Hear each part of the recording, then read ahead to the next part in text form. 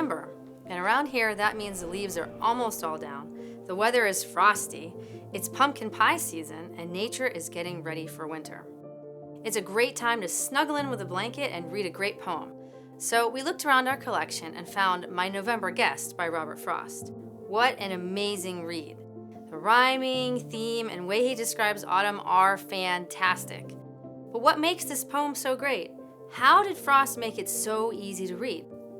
Well, let's jump in and listen to Robert Frost read his poem first, and then we can talk about it. My sorrow, when she's here with me, thinks these dark days of autumn rain are beautiful as days can be. She loves the bare, the withered tree. She walks the sodden pasture lane. Her pleasure will not let me stay. She talks, and I am fain to list. She's glad the birds are gone away. She's glad her simple worsted gray is silver now with clinging mist. The desolate, deserted trees, the faded earth, the heavy sky, the beauties she so truly sees. She thinks I have no eye for these, and vexes me for reason why. Not yesterday I learned to know the love of bare November days before the coming of the snow, but it were vain to tell her so, and they're better for her praise. In this poem, we see a conversational style that Frost developed based on his theory called the sound of sense.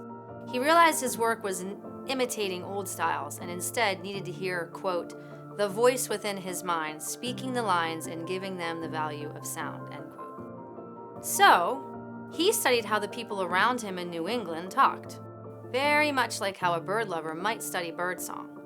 He said of his developing style, I didn't know until then what it was I was after. I was after poetry that talked.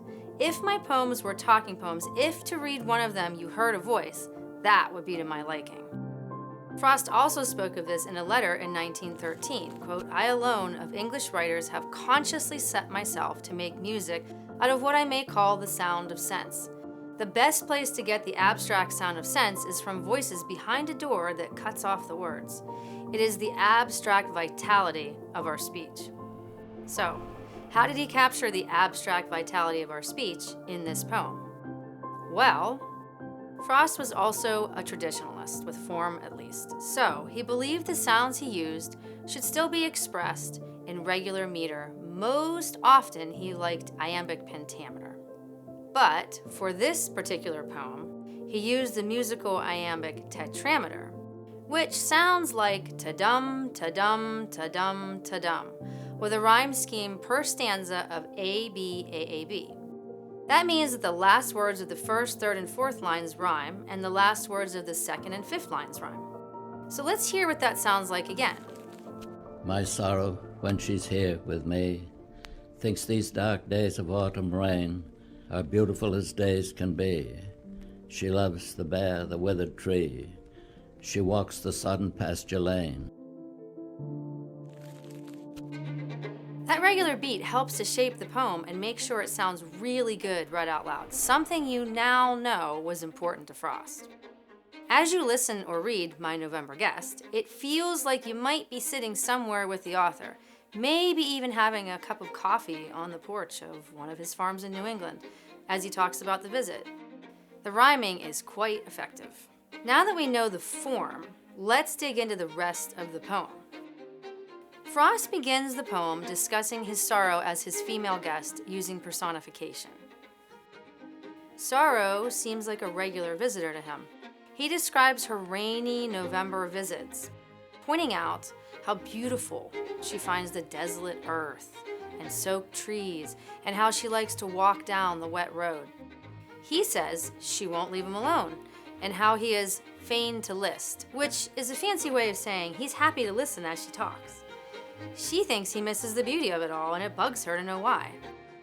Now, Frost uses anaphora by repeating she, which generates a sense of relaxed familiarity with his guest. She walks, she talks, she thinks, she's glad, and so on. Out of respect, he doesn't really correct her. The poet seems to happily embrace the November guest's sorrow, and seems to enjoy spending time with her. He points out at the end that he sees all of the things that she points out already. but it's pointless telling her, and besides, they're made more beautiful by her sharing them with him.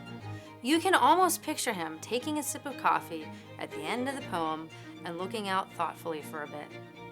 The poem is lucid and expresses Frost's love for November days with pictorial imagery. The visuals in the poem are simple yet rich, using words like withered tree, sodden pasture lane, worsted gray, and clinging mist. There are also 2 times he uses alliteration, dark days in the first stanza and desolate deserted in the final stanza. One thing not super clear in the poem is who, if anyone, is referred to when he says, "my sorrow." Now, as an aside here, when Frost submitted this poem along with others for his first edition of A Boy's Will in 1913, he attached a gloss that said, quote, "He, the youth of the poems, is in love with being misunderstood," end quote. Just something to bear in mind when trying to figure out his poems. The sorrow here could be his wife. He admitted in a letter to his daughter Leslie that sorrow ran through everything she wrote to her kids, and that if read right, it overcasts his work. He said in that letter that she dominated his art with, quote, "the power of her character and nature." He also told Louis Untermeyer that, quote, "Eleanor has been the unspoken half of everything I ever wrote, and both halves of many a thing from My November Guest to the last stanzas of Two Tramps in Mud Time." Frost spent 43 years with his wife, and his poems reflect that time. Sometimes Eleanor helped with poems by suggesting words, and in several places, Frost even put in entire sentences of hers. Now, if we assume, as I do, that the speaker is Frost himself, then we can peek into his life at the time for some perspective.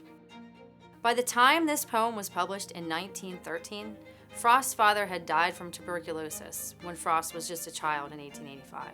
Frost had buried 2 of his children, his son Eliot, who died of cholera in 1900, aged 4, and his daughter Eleanor Bettina, who died just 3 days after her birth in 1907. His mother, who had cancer, had also passed away, coincidentally in November 1900, the year and month he wrote the poem. His grandfather died in 1901, leaving Robert the farm he and his family were occupying. Well, the tragedy doesn't stop there, but for our purposes, we will. Aside from the losses he endured, he also suffered from depression, and some think he had seasonal affective disorder, which would most likely have started in November every year. Is it possible it was all of these things visiting him in the beginning darkness of November? It could be. It is the theme of grief and how it sharpens how one sees the world. One could even say it brings things into focus. Losing someone gives greater appreciation of family, friends, and even places. Some people have positive experiences following grief and loss, like a new sense of wisdom, maturity, and meaning in life. That wisdom is what the author is possibly drawing from as sorrow visits. He has perspective. Perhaps he's already learned these things from previous visits. Frost's ability to take the universal lessons of grief and connect them to the reader is the mark of great poetry, and he pulls it off flawlessly here. We hope you enjoyed this poem and that you'll share it with someone. What did you like best? Let us know in the comments, and we'll see you next time.